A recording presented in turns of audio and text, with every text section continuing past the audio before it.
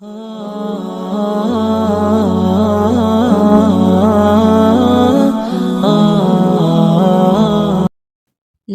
3:15 का वक्त था।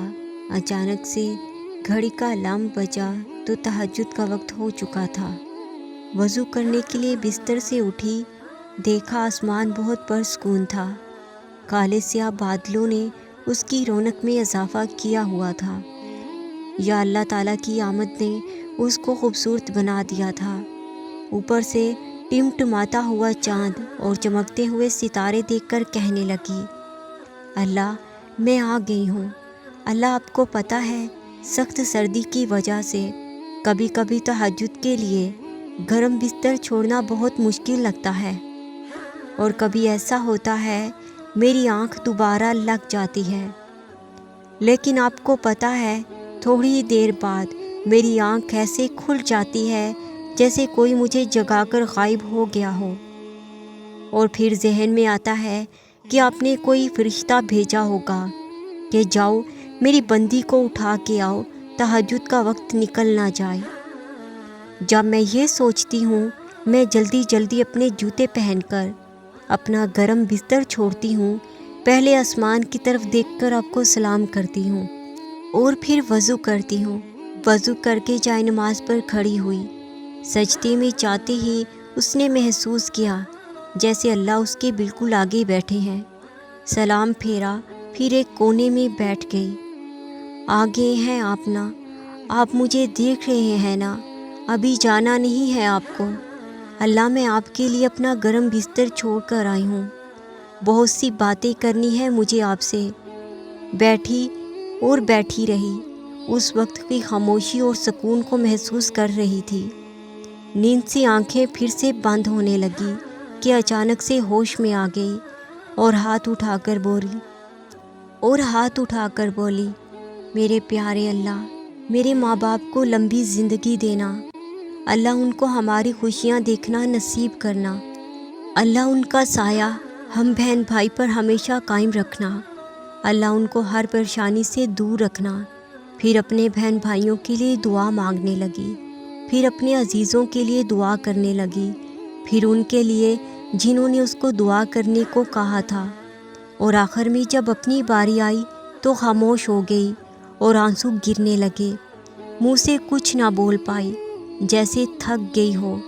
तरसती हुई निगाहों से फिर खिड़की से बाहर देखने लगी।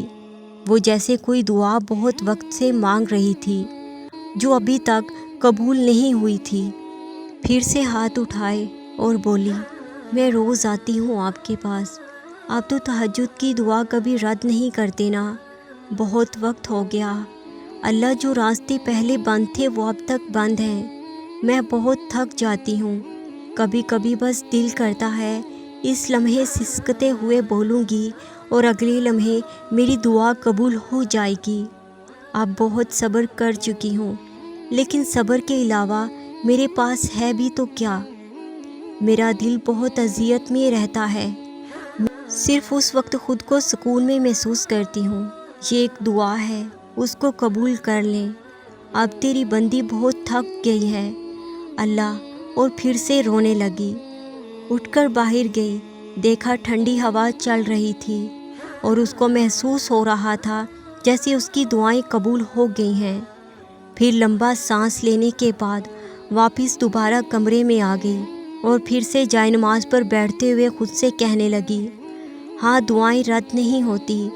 आज नहीं तो कल वो ज़रूर जवाब देगा। वो तड़प की तमाम हदें और दिल की तमाम कैफियत जानता है। वो अपने बंदे को तड़पता हुआ नहीं छोड़ता, कुछ ना कुछ करके वसीले बना ही देता है। हाँ, अल्लाह दुआएं कभी रद्द नहीं करता, बस बेहतर वक्त पर कबूल करता है। और फिर वो फजर की नमाज के लिए दोबारा खड़ी हो गई। गलत कहते हैं लोग कि इब्राहीम अलैहिस्सलाम और मूसा अलैहिस्सलाम के रास्ते मौजज़ों के रास्ते थे। वो तो तवक्कुल के रास्ते थे, और इन रास्तों पर मौजज़े ईमान वालों के लिए इनाम हुआ करते हैं। मौजज़े सब्र और तवक्कुल मांगते हैं। मूसा ये नहीं जानते थे कि उनके लिए समंदर में रास्ता बनाया जाएगा। वो बस ये यकीन रखते थे कि अल्लाह उन्हें अकेला नहीं छोड़ेगा। اور پھر ان کا یقین جیت گیا۔ یقیناً وہ وقت بہت قریب ہے جب تمہارا رب تمہیں اتنا دے گا کہ تم راضی ہو جاؤ گے۔